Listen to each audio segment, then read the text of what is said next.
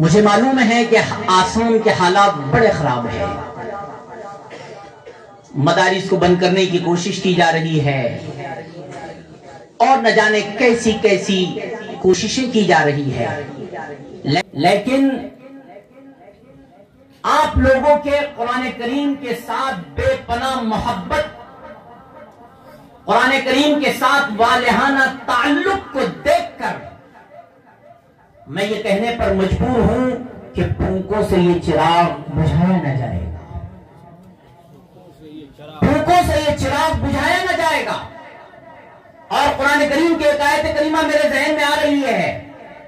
جو میں آپ لوگوں کو بطور تسلی پیش کر رہا ہوں، جس میں قرآن کریم کہہ رہا ہے فَخْشَوْهُمْ فَخْشَوْهُمْ فَزَادَهُمْ ایمانا، لوگ ڈراتے ہیں، لوگ ڈرائیں گے۔ فَخْشَوْهُمْ فَزَادَهُمْ ایمانا، تمہارے ایمان کو ختم کر دیا جائے گا، تمہاری مسجدوں کو مسمار کر دیا جائے گا، تمہارے مدارس کو ختم کر دیا جائے گا، تم کو دینی تعلیمات عمل کرنے سے باز رکھا جائے گا۔ جب اس طرح کے نعرے لگے اور جب اس طرح کی باتیں کہیں جانے لگے تو یہ باتیں فزادتہم ایمانا، یہ باتیں تو ہمارے ایمان میں اور اضافہ کرتی ہے، یہ باتیں تو ہمارے ایمان کو اور بڑھاتی ہے۔ کیوں؟ اس لیے کہ ایمان والے کا ہم مسلمان ہیں، ہم ایمان والے ہیں، ہمارا قرآن کریم پر عقیدہ ہے اور قرآن کریم پر ہمیں یقین ہے کہ قرآن کریم یہ کہتا ہے احسب الناس ان یترکوا ان یقولوا آمنا وہم لا یفتنون، کیا لوگوں نے یہ خیال کر رکھا ہے کہ آمنا کہنے کی بنا پر انہیں چھوڑ دیا جائے گا اور انہیں آزمایا نہیں جائے گا، انہیں آزمایا نہیں جائے گا۔ جب ہم نے آمنا کہہ دیا ہے، جب ہم نے آمنا کہہ دیا ہے تو ظاہر سی بات ہے مصائب و آلام کے لیے ہمیں تیار رہنا ہے،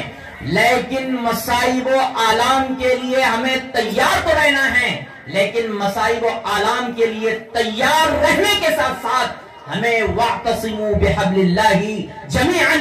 وَلَا تَفَرَّقُوا، ہمیں اللہ تعالیٰ کی رسی کو مضبوطی سے تھامنا ہے، رسول اللہ صلی اللہ علیہ وسلم کی تعلیمات پر عمل کرنا ہے۔ وَقَالُوا حَسْبُنَا اللَّهُ وَنِعْمَ الْوَكِيلُ، جب ہمیں ڈرایا جائے، جب ہمیں دھمکایا جائے تو یہ ڈرانا اور یہ دھمکانا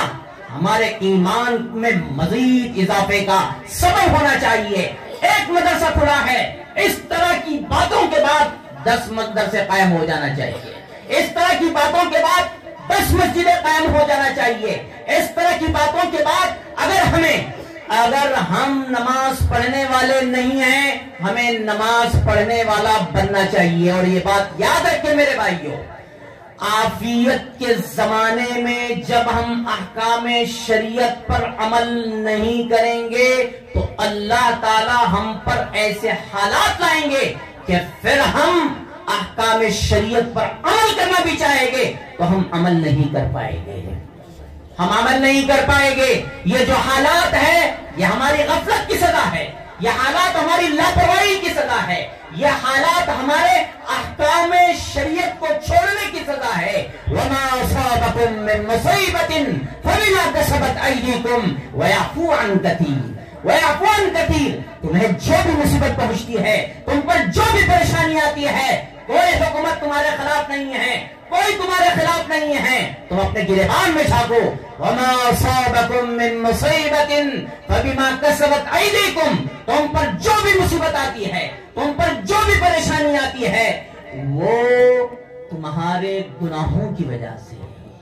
وہ تمہارے گناہوں کی وجہ سے۔ ارے اللہ تعالیٰ تو ہم پر اتنا مہربان ہے، وَيَعْفُو عَن كَثِيرٍ، وہ اپنی رحمت سے، اپنی مہربانی سے بہت سارے گناہوں کو یوں ہی معاف فرما دیتا ہے۔ یہ جو حالات ہے یہ چند گناہوں کی سزا ہے۔ ہر گناہ پر اگر خدا پکڑنے لگ جائے وَلَوْ يُؤَاخِذُ اللَّهُ النَّاسَ بِمَا كَسَبُوا مَا تَرَكَ عَلَيْهَا مِن دَابَّةٍ، قرآن کریم کہتا ہے اگر اللہ تعالیٰ ہر گناہ پر تمہاری پکڑ کرنے لگ جائے، تمہارا مواخذہ کرنے لگ جائے، یاد رکھو روئے زمین پر ایک جاندار بھی باقی نہیں رہے گا، ایک جاندار بھی باقی نہیں رہے گا۔ اس موقع پر میں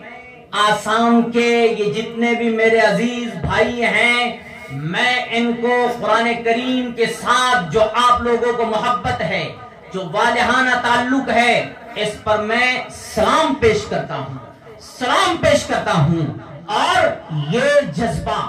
یہ محبت، یہ والہانہ شغف جو آپ کو قرآن کریم کے ساتھ ہے، میں ببانگ ڈھول ڈنکے کی چوٹ پر کہہ رہا ہوں، بہت سارے صوبہ جات میں میرا جانا ہوا ہے، ایسی قرآن کریم کے ساتھ محبت، ایسا لگاؤ، ایسا شغف میں نے کہیں بھی نہیں دیکھا ہے، کہیں بھی نہیں دیکھا ہے۔ جبکہ آپ کو معلوم ہے کہ حالات یعنی تلوار، مصیبتوں کی تلوار، پریشانیوں کی تلوار ہمارے سر پر لٹک رہی ہے، لیکن میں تو بعد میں کہہ رہا ہوں کہ فَخْشَوْهُمْ فَزَادَهُمْ إِيمَانًا وَقَالُوا حَسْبُنَا اللَّهُ وَنِعْمَ الْوَكِيلُ۔ لیکن آپ نے اس قرآن کریم کے پروگرام میں شریک ہو کر یہ ثبوت دیا ہے کہ لوگ ہمیں یہ کہہ رہے ہیں کہ تم فلاں حکومت سے ڈرو، فلاں آ گیا ہے، فلاں سے ڈرو، تم اپنے عمل سے یہ جواب دے رہے ہیں وَقَالُوا حَسْبُنَا اللَّهُ وَنِعْمَ الْوَكِيلُ، حسبنا اللہ ونعم الوکیل۔ آپ اپنے عمل سے یہ ثبوت، یہ پیغام دے رہے ہیں لوگوں کو، ڈرانے والوں کو، دھمکانے والوں کو، ہمارے خلاف سازشیں کرنے والوں کو، آپ اپنے عمل سے یہ پیغام دے رہے ہیں حسبنا اللہ، اللہ ہمارے لیے کافی ہے، وہ بہترین کارساز ہے، وہ بہترین مددگار ہے۔ اور سن لو میرے بھائیوں، سن لو، ذلك بأن الله مولى الذين آمنوا وأن الكافرين لا مولى لهم۔ یہ جو دن بنا رہے ہیں، یہ جو ہمارا وجود مٹانے کی ناپاک سازشیں کر رہے ہیں، یاد رکھو ان کا کوئی سہارا نہیں ہے، ان کا کوئی آقا نہیں ہے، ان کا کوئی خدا نہیں ہے۔ اور گرچہ ہم نہتے ہیں، گرچہ ہم مظلوم ہیں، گرچہ ہم بے سر و سامان ہیں، گرچہ ہم بظاہر بے سہارا ہے، لیکن سب سے بڑا سہارا ہمارا اللہ ہے۔ ذَلِكَ بِأَنَّ اللَّهَ مَوْلَى الَّذِينَ آمَنُوا وَأَنَّ الْكَافِرِينَ لَا مَوْلَى لَهُمْ۔ اے لوگو، ایمان والوں کا مولا تو اللہ ہے، ایمان والوں کا مولا اللہ ہے، اور یہ کافر، یہ مشرکین، یہ خدا کے منکرین، ان کا کوئی سہارا نہیں ہے۔ اس لیے لا تخافوا ولا تحزنوا، لا تخافوا ولا تحزنوا وانتم الاعلون ان کنتم مؤمنین۔ باتیں بہت ساری تھی، لیکن یہ میرے دلی جذبات ہے جس کو میں آپ لوگوں کے سامنے پیش کرنے کی کوشش کر رہا تھا۔ تھکان بھی بہت زیادہ تھی اور نیند بھی میری نہیں ہوئی، لیکن اس پروگرام میں شریک ہو کر دل میں یہ چاہ رہا تھا کہ میں یہاں بیٹھے بیٹھے